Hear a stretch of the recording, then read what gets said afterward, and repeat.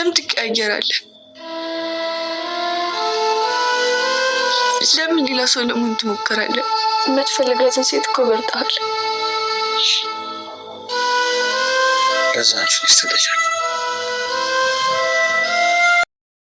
ቆይ አንቺ በየቀኑ አዳዲስ ሀሳብ ባሰብሽ ቁጥር ማሰብ ማቆሜ እኮ ነው። እንዴት አሁን እየሆነ እንዳለው አስጨነኩሽ እንዴ?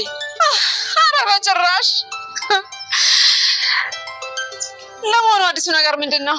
አምነን ከመረጠኝ ጊዜ በኋላ እኮ ምንም አሪፍ ጊዜ አላሳለፍንም። ስለዚህማ ማታ ለምን አሪፍ ጊዜ እንዲኖረን አላደርግም? በቃ ገባኝ። ከወንድሜ ልጅ ጋር የወይን ጊዜ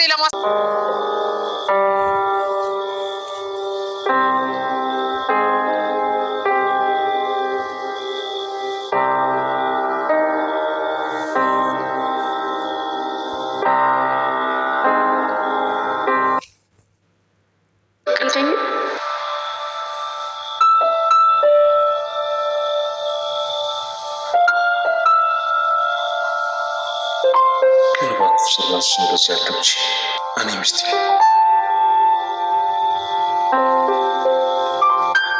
የማደርገው ነገር በሙሉ እንዳለ በደመ ነፍስ ነው። አንዱንም አስቤበት አይደለም።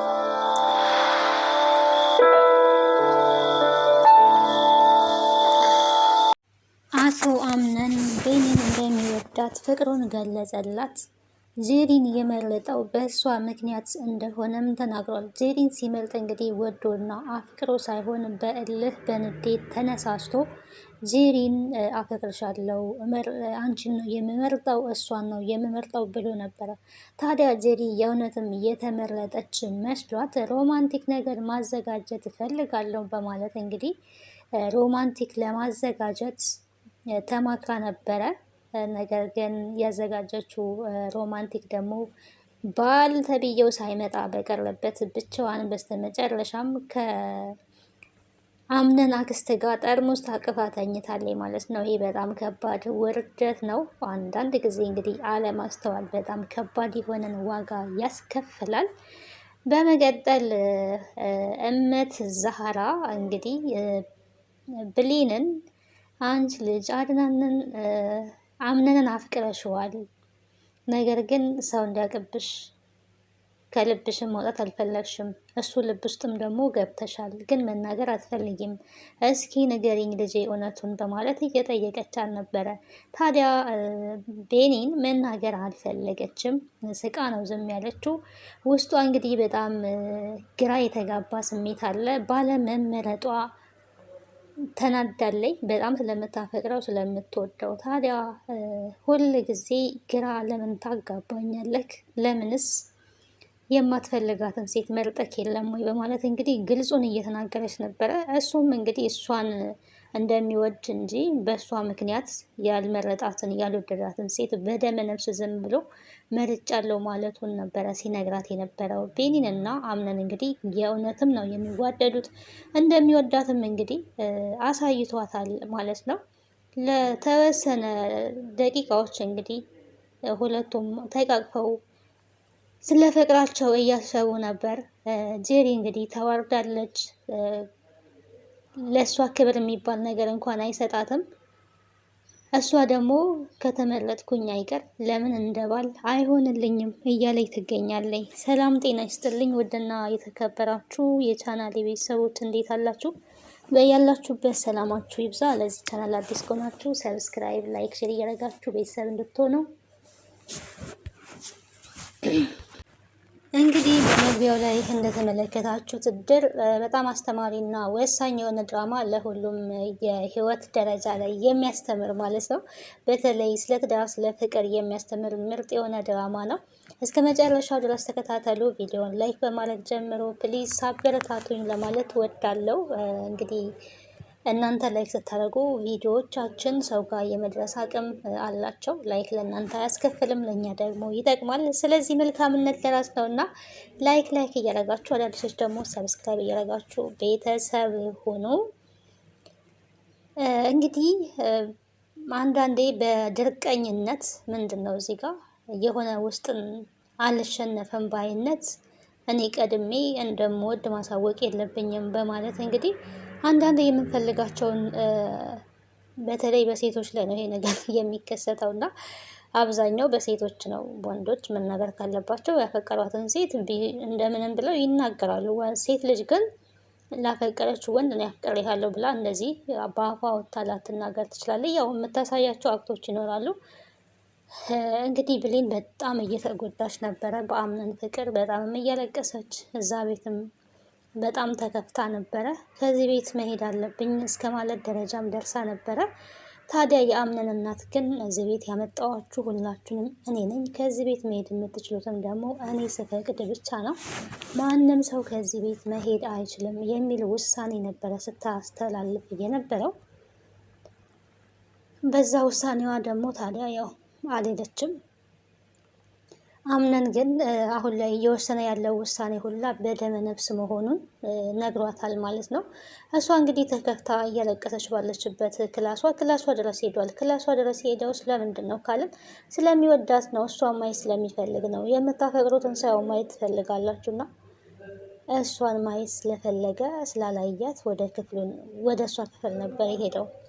ታዲያ ጄሪ ደግሞ እሱ ክፍል ሄዳ ወይን አዘጋጅታ የፍቅረኛሞች ሰዓት ለማሳለፍ ዝግጅቷን ጨርሳ ነበረ። አለባበሷን ምናምን አስተካክላ፣ ነገር ግን ወንድ ልጅ አልፈለገም ነው በጣም የሚገርመው ነገር እና እሷ ከነ ጭራሹኑ ከነ መፈጠሯም ረስቷታል። አጋጣሚ ሆኖ ወደ ክፍሉም አልሄደም። እንግዲህ ያመሸው ብሌን ጋ ነው ማለት ነው። ለምንድን ነው የምታለቅሽው? ምን ሆነሽ ነው ያለቀሽው? ነበር ሲላት የነበረው። እናቴ ናፍቃኝ ነው በሚል ነው ሰበቡን እንግዲህ ያሳበረችው እንጂ መቼም በአንተ ስላልተመረጥኩኝ ያንተ ፍቅር ነው ማለት አትፈልግም። ያው አብዛኛው ሰው እንግዲህ ደካማ ጎኑን ማሳወቅ አይፈልግም።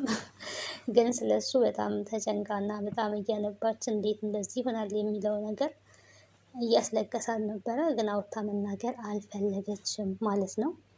እሱም እንግዲህ ከጎኗ ሆኖ እቅፍ አድርጓት ነበረ እንዳታለቅሺ ሲላት የነበረው። እሷም የመለሰችለት አንተ ባለትዳር ነህ፣ ሚስት ትጠብቅሃለች፣ ሚስት ጋር ለምን አትሄድም ነበር ያለችውና እንደዚህ አትበይኝ፣ እኔ ባለትዳር አይደለሁኝም፣ አላገባውም፣ ሚስት የለኝም ነው እንግዲህ ያለው። ሲመርጥ እንግዲህ ጄሪን ነው መርጫለሁ ብሎ ሲናገር ሁሉም ሰው በተሰበሰበበት ነበረ። አሁን ደግሞ ሚስት የለኝም ነበረ ሲል ነበረው። ለምን ትቀያየራለህ? ለምንስ ታስመስላለህ? ለምን ወጥ የሆነ ባህሪ አይኖርክም? ለምን የማትፈልጋትን ሴት መርጠህ የለ እንዴ? መርጠሃል እኮ በማለት እንግዲህ በእንባ ነበር ስትናገር የነበረው። ይህ ሁሉ የሆነው ደግሞ በአንቺ ነው ያለ። ስለዚህ እሷ ጋር ያጠፋችው ጥፋት አለ። ለወይዘሮ ዛህራ ምን ብላለች? እሷ አላቅም የማደርገውን ነገር ሁላ ብቻ የሚሰማኝን ስሜትም አላቅም፣ ነገሮችን ግን ሳላስብ ዝም ብዬ ነው እያደረኩ ያለሁት ብላለች። ሳታስቢ ነገሮችን ማድረግሽ ለአንቺ ዋጋ ያስከፍልሻል። ትልቅ ስህተት ሰርተሻል። ሳታስቢ ምንም ነገር ማድረግ የለብሽም ብላታለች። እዚህ ጋር እንግዲህ ትልቅ የእናት ምክር ነው ወይዘሮ ዛህራ እየመከሯት ማለት ነው። የሰው ልጅ ሳያስብ ዝም ብሎ በስሜት የሚያደርገው ነገር በጣም ዋጋ ያስከፍላል፣ ብዙ ነገርን ያበላሽበታል። እና እንዲሁም አባብል አለ፣ አንዴ ከመናገር በፊት 3 ጊዜ ያስብበት የሚባል አባብል አለ እና ለምንናገረው ነገር አስበን ከተናገርን የማይሆን ነገር ከሆነ ያንን ነገር ሳትናገሩ ትቀራላችሁ። በድንገት ግን ካፋችሁ የሚወጣ ነገር የአፍ ወለምታ በቅቤ አይታሽም እንደሚባለው ነገሮችን አንዴ ካበላሽን አበላሽን ነው። ስለዚህ የሰው ልጅ ለማዳመጥ ነው መትጋት ያለበት እንጂ ለመናገር መቸኮሉ አስፈላጊ አይደለም። ቀስ ብሎ አስቦ መናገር አንደኛ ሰዎችም እንዳይጎዱ፣ እኛም ደግሞ ከተናገርን በኋላ በዛ በተናገርነው ነገር ልንጸጸት እና ልናፍር አይገባም ማለት ነው። ስለዚህ መፍትሄው እንግዲህ ሳታስቢ ምንም አይነት ነገር እንዳትናገሪ እንዳሉት ወይዘሮ ዛህራ ወደ እኛም ወደ ህይወታችን ስናመጣው አንዳንዴ ስሜታዊ ሆነን የምንናገራቸው ነገሮች አሉ። እነዛ ነገሮች ታዲያ እኛን በህይወታችን ምናልባት አንዴ ከቃላችን የወጡት ነገር ዋጋ ሊያስከፍሉን ስለሚችሉ አስበንባቸው ብንናገር ጥሩ ነው፣ መልካም ነው ብዬ አስባለሁ። ትምህርት የሚያስተላልፍ ድራማ ነው። ድራማን እንደ ድራማ እንደ መዝናኛ ብቻ ሳይሆን ማየት ያለብን ወደ ህይወታችን አንጥተን ከዛ ከድራማ እኛስ ምንድን ነው የምንማረው የሚለውን ነገር ማየት ይገባናል ማለት ነው። ሳታስቢ ምንም ነገር እንዳታረጊ ያለቻት ደግሞ አምነንም አፍቅረሽዋል ንገሪኝ ልጄ ነበር ስትላት የነበረው። ወይዘሮ ዛራ እንግዲህ ብሌንና አቶ አምነን አብረው እንዲሆኑ ትፈልጋለች። ያችኛዋ ምኗንም አትወዳትም። በነገራችን ላይ ያችኛዋ በጣም ወጣ ያለ ባህሪ ያላት ናት። እዚህ ጋር ደግሞ ብሌን ጋር ያለው ፍቅር የሆነ ሪል የሆነ ፍቅር ነው። እንደዚሁ አይታችሁ እንኳን ትረዳላችሁ። እና እሱም እንደምታፈቅረው ያውቃል። የሚፈልገውም እሷን ነው። አንዳንዴ ግን ያው ብሌንን ለማናደድ እሷን ለመፈተን ያደረገው ነገር ነው እንጂ ጄሪን ወዶና አፍቅሮ አይደለም። ጄሪ ግን ተዘጋጅታ ጠብቃ እሱ በመግባቱ በጣም ተናዳለች። በእርግጥ ከባድ ነው፣ እሷ ቸኩላለች እንጂ አስቀድማ መኝታ ክፍል ሄዳ እንኳን ውጭልኝ ከመኝታ ቤቴ ገና አገባሻለሁ አልኩኝ እንጂ አልተጋባንም፣ ቀለበት አላሰርንም። ስለዚህ ካላገባው ሴት ጋር አብሬ መተኛት አልፈልግም። እንግዲህ ወንድ ልጅ የሚያፈቅራትን ሴት እንደዚህ ብሎ አይናገርም። እሷ ለዛውም ደፍራ ሄዳ አይደለም አብረው እንድትሆን የሚፈልገው የሚያፈቅራትን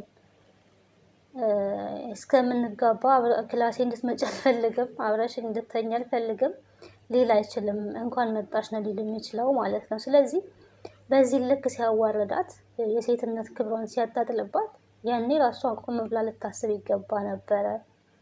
እኔ እዚህ በቃ አንድ ነገር ልተባበረች እችላለሁ ነበር ሲላት የነበረው በዛኛው ፓርት ላይ ካስታወሳችሁና እዚህ አንጥፈሽ መተኛት ትችያለሽ ነው ያለው። እሷ ግን እሺ አንተ ባለህበት መተኛት ለኔ ትልቅ ነገር ነው ምናምን እና ሴት ልጅ በዚህ ልክ ራሷን ልታዋረድ አይገባም። አለቀ። ወንድ ልጅ በዚህ ልክ ክብሩን ከጠበቀ ለእሷ ፍላጎትና ስሜት እንደሌለው ደግሞ ልትረዳ ይገባል። ይባስ ብላ እንግዲህ ተዘጋጅታ ጠብቃ ሲቀር ደግሞ በጣም ነበር የተከፋችሁ። ለዚህ ሁሉ ተጠያቂዋ ደግሞ እራሷ ናት። መጀመሪያ ይሄንን ለማድረግም ሚስትነቷ መረጋገጥ አለበት።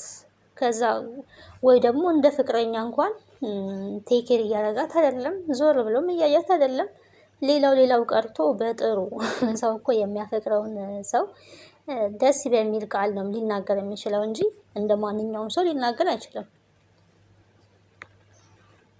እሱ ግን ሲናገራት የነበረው እንደፈለገ እንደመጣለት ነው የሚናገራት ማለት ነው። እና ገና ሳታረጋግጥ መወደዷን እንኳን ተመርጫለሁ በማለት ለምንድን ነው የመረጠኝ የሚለውን ነገር ቆም ብላ አላሰበችበትም። የእውነትም ደግሞ ከልቡ እሷን ወዶ ቢመርጣት ኖሮ የሚያሳያት አክት እንደዚህ ሊሆን አይገባም ነበረ።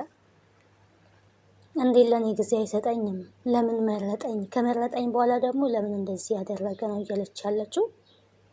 የወንድሜ ልጅ የፈለገውን ነገር የማድረግ መብት አለው ወይዘሮ ጄሪ እያለቻት ነው የምትገኘው። እንግዲህ አክስትየዋ እንግዲህ በሞቀበት ናት፣ በዛም በዚህም እያለች አጨብጫቢ ናት ማለት ነው። ሴቶቹን ለማናደድ የምትጠቀመው የምትሄድበት መንገድ ነው። ያው ብዙ ርቀት እየሄዱ ነው። ሌላ ሰው ለማናደድ ብሎ ያልተፈጠረ ነገር ተፈጥሯል፣ ያልሆነ ነገር ሆኗል ማለት ምንም አይነት ጥቅም የለውም። በውሸት ደግሞ ህይወት ሊገነባ ሰውን በማስቀናት ሰውን በማናደድ ህይወት ሊገነባ አይቻልም። አምነን የመረጠውንና የወደደውን እንግዲህ ከብሌን ጋር ነው የሚሆነው። መጨረሻው የሚሆነው ያ ነው። ኦልሬዲ ጄሪ ዝም ብላ የመቃጠል ዘመን በህይወቷ ላይ እያመጣች ነው። እሱ ወደ ክፍሉ እንኳን ሳይመጣ ስለቀረ በስተመጨረሻ ከአክስቱ ጋር ነው በቃ ነይ እያለቻት። አክስትየዋ ምን ብላለች? እኔ የእሱ ዘመን ስለሆንኩኝ ብቻ እኔ አጠገብሽ ስሆን አብሬሽ ስሆን እሱ አብሮሽ የሆነ መሰለሽ ወይ ጓደኛ እያለቻት ነው የምትገኘው። እና ዘመድም ወንድም እህት ወዘተ ያፈቀራችሁትን ሰው ሊተካላችሁ አይችልም። አምነንን ሊተካላት አይችልም። ያው እንደው መስሏት ነው ከእሷ ጋር ከአክስትየዋ ጋር ስለተግባባች ምናልባት አምነን የእሷ የሚሆን መስሏት ነው። ግን ያ በፍጹም የማይሆን ነገር ነው። አይደለም አክስት እናትየዋ እንኳን ልታስገድደው አትችልም። ልጁ የመረጠውን ነው ማግባት የሚችለው፣ የፈለገውን ነው ማድረግ የሚችለው። እና እዚህ ጋር በጣም ተሸውዳለች ማለት ነው ጄሪ። ማታ አልመጣህም እንግዲህ ቁርስ ላይ ቀርበው ባሉበት ሰዓት ላይ ስራ እየበዛበት ከሆነ በስራ ምክንያት ውጪ ማደርም ሆነ አምሽተ መምጣት የለብህም።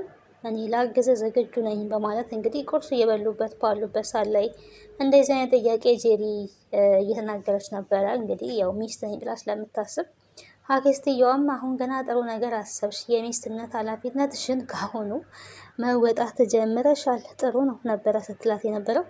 ታዲያ ያምንን እናት ልጄ እንዴ ውጭ ያድረክ ነው ወይ የመጣከው? ማምሽተክ ነው ወይ የመጣከው? እቤት አላደርክም ወይ ነበር ስትል የነበረው። አምነን እንግዲህ ያደረው ቤት ነው፣ መኝታ ቤት ስላልገባ ብቻ ስላላዩት እቤት ያደራል መሰላቸውም። እንግዲህ ዝም ነው ያሉት። ብሌንም ዝም ብላ ፈጣ ነበረ። አሁን ላይ ደስታዋ ተመልሷል። ኦልሬዲ ሶፋ ላይ እንዳደረ ማይታለች፣ ከእሷ ጋር አላደረም። ወይዘሮ ዛህራም ደግሞ ከአምነን ከጄሪ ጋር አላደረም። ጄሪና አክስትየዋ ጠርሙስ ታቅፈው ነው ያደሩት። እንዲሁም ሁለታቸውም ውሃ የተፋው ግንድ መስለው ነው ያደሩት። እንኳን ደስ ያለሽ እያሉ ለእሷ እየነገሯት ነበር። ቀጣዩን ክፍል ወደ እናንተ ይዤ የምመጣ ይሆናል። ባይ ባይ።